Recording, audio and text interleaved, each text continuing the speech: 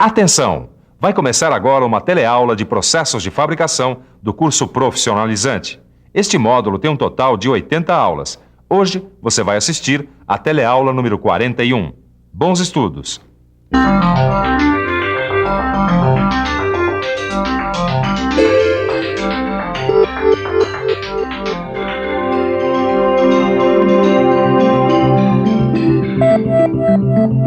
Como vocês podem ver, as peças apresentam formas variadas e isso poderia dificultar o processo de usinagem.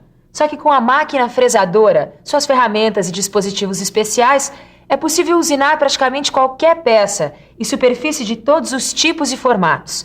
Isso é o que você vai ver na teleaula de hoje. Na teleaula de hoje você vai ver o que é fresagem, vai conhecer as máquinas fresadoras e aprender a escolher a melhor fresa para cada operação.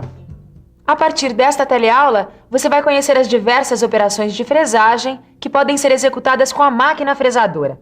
Então fique atento, porque a teleaula de hoje está começando.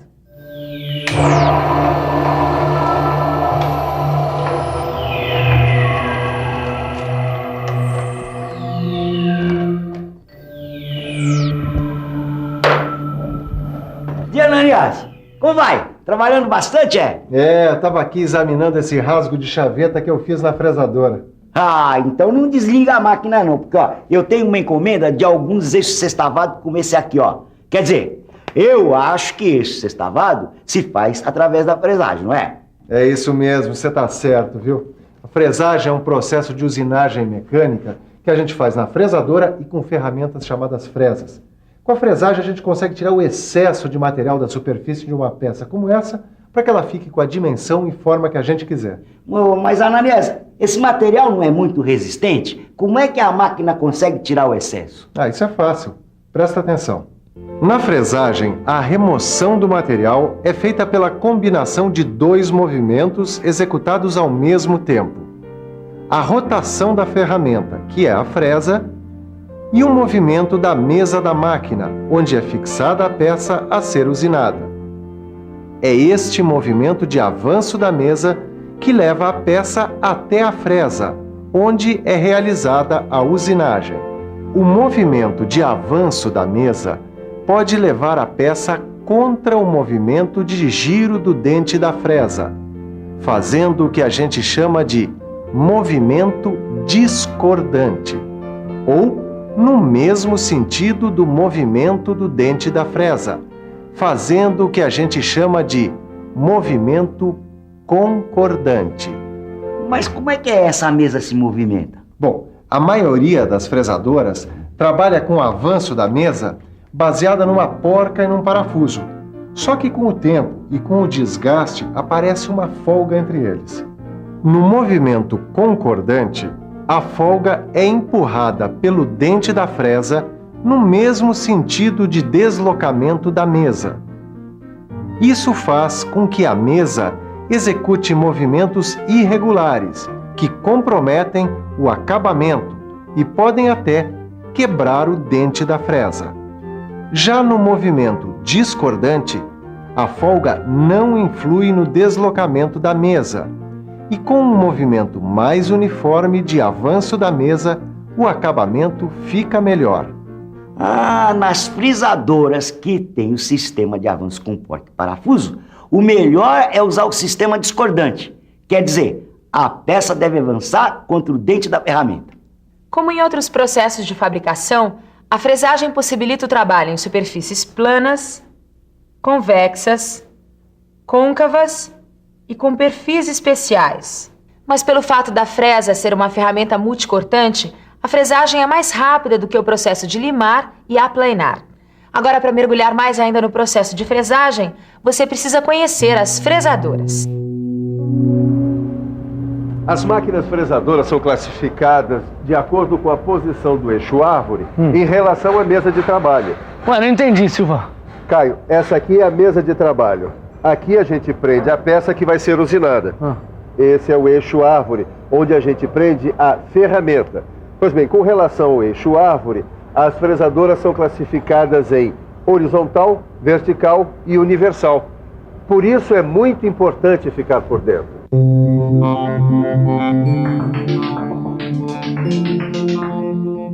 A fresadora é horizontal quando o seu eixo árvore é paralelo à mesa da máquina. Se o eixo árvore for perpendicular à mesa da máquina, estaremos diante de uma fresadora vertical. Já a fresadora universal tem dois eixos árvores, um horizontal e outro vertical. O vertical fica no cabeçote, na parte superior da máquina. O eixo horizontal fica no corpo da máquina. Na fresadora universal, pode ser usado o eixo vertical ou o horizontal, dependendo da peça que vai ser usinada. Existem mais alguns tipos de fresadoras que tomaram como modelo as fresadoras horizontais e verticais, só que funcionam de um outro jeito. Então a gente veio até esse chaveiro para você entender direitinho como funcionam esses outros tipos de fresadoras. Olha só, ô companheiro, por favor, como é que você faria uma chave igualzinha a essa daqui? É fácil, eu vou te mostrar. Então, aquela maquininha de copiar chaves ali, ela funciona do mesmo modo que uma fresadora copiadora. A fresadora copiadora trabalha com uma mesa e dois cabeçotes, o apalpador e o de usinagem. A fresadora copiadora tem a finalidade de usinar copiando um determinado modelo. Já essa outra, a fresadora pantográfica, também tem a finalidade de copiar, mas é coordenada manualmente por um operador. A habilidade do operador e as dimensões das ferramentas permitem que sejam trabalhados pequenos detalhes, como canais e pequenos raios. Os modelos das fresadoras pantográficas podem ser feitos em material metálico, como o aço e o alumínio, ou também em resina. Os modelos de aço são recomendados para um número elevado de cópias. Se forem produzidas só 2 ou 3 peças, a resina é o material indicado. Além da fresadora copiadora e da pantográfica, existem também a fresadora CNC e as geradoras de engrenagem. Mas esse é assunto para as próximas teleaulas, né? Por enquanto vamos falar mais um pouco sobre fresagem, conhecendo as fresas. A fresa é dotada de facas ou dentes multicortantes. Quando esses dentes não estão cortando, eles estão se refrigerando, e isso impede o desgaste prematuro da fresa. Ah, disso eu entendo. Quanto maior o desgaste, menor a vida útil da ferramenta. Agora, como é que a gente fica sabendo qual é a fresa que deve usar? Bom, uma das coisas que a gente deve considerar é a resistência do material que vai ser usinado. E para escolher a ferramenta adequada, você deve saber que os dentes da fresa formam ângulos. E esses ângulos formam a cunha de corte. São ângulos da cunha de corte, o ângulo de saída gama, o ângulo de cunha beta e o ângulo de folga alfa. A gente classifica a fresa em tipos W, N e H. Se você observar bem, no seu livro de estudos, vai ver que a soma dos ângulos alfa, beta e gama é sempre igual a 90 graus. E vai perceber que a abertura dos ângulos sofre variações, mas o valor do ângulo de cunha é sempre crescente.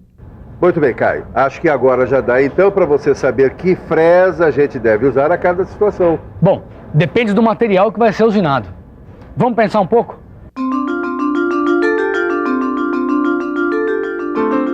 Deixa eu ver. A fresa tipo W tem um ângulo de cunha menor, por isso é menos resistente. Ela é usada na usinagem de materiais não ferrosos, como o alumínio, o bronze e o plástico. Por causa do ângulo maior, a fresa tipo N é mais resistente e é usada para usinar materiais de média dureza, como o aço com até 700 newtons por milímetro quadrado de resistência à tração. Já a fresa tipo H, mais resistente do que as outras, é usada para usinar materiais duros e quebradiços, como o aço com mais de 700 newtons por milímetro quadrado de resistência à tração. Ô Silva, diz uma coisa. Por que algumas fresas têm mais dentes que outras? É por causa da dureza do material que vai ser usinado. Se você for fresar uma peça de aço que é mais duro do que outros materiais, menor volume de material vai ser cortado por dente. Logo, cavacos menores serão produzidos e menos espaço para a saída do material será necessário. A gente tem que se preocupar também com a aplicação que vai dar a fresa. Como assim? Bom, a gente escolhe a fresa de acordo com o tipo de usinagem que a gente pretende fazer no material. Nos eixos com sextavado que você vai fazer para mim, qual é a fresa que você vai usar? Bom, para os seus eixos com sextavados, eu vou usar essa fresa aqui, uma fresa plana. As fresas planas são usadas para abrir canais, usinar superfícies planas e muitas outras operações. Bom, Silva, eu não vejo a hora de conhecer os outros tipos de fresa. Muito bem, então vamos começar vendo as fresas de perfil constante. As fresas de perfil constante são usadas para abrir rasgos, usinar superfícies côncavas e convexas e gerar dentes de engrenagens. Existem também as fresas angulares. As fresas angulares são usadas para usinar perfis em ângulos, como rasgos prismáticos e encaixes rabo de andorinha. Tem ainda as fresas para rasgos que, como o nome diz, são usadas para fazer rasgos de chavetas, ranhuras retas ou perfil T, como as das mesas de fresadoras e de furadeiras.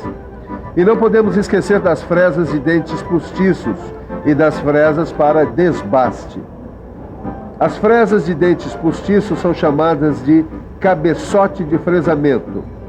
Os dentes são pastilhas de metal duro. As pastilhas têm a vantagem de serem substituídas quando desgastadas. As fresas para desbaste são usadas para o desbaste de grande quantidade de material. Os dentes seccionados desse tipo de fresa facilitam a usinagem.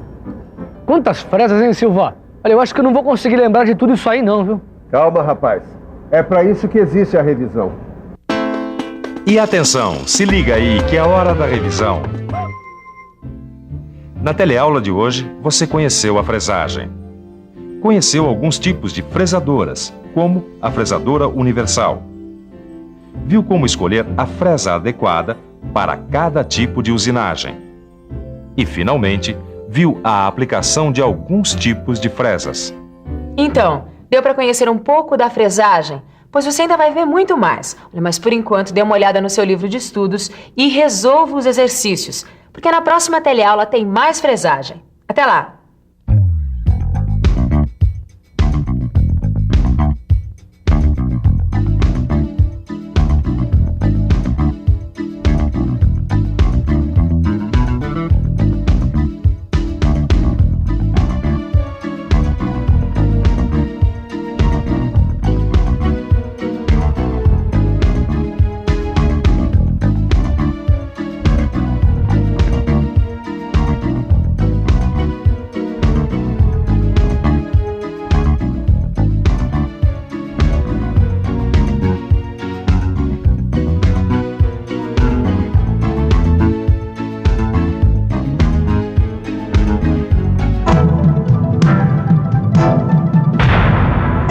Telecurso 2000, um programa de educação do Sistema Fiesp e da Fundação Roberto Marinho.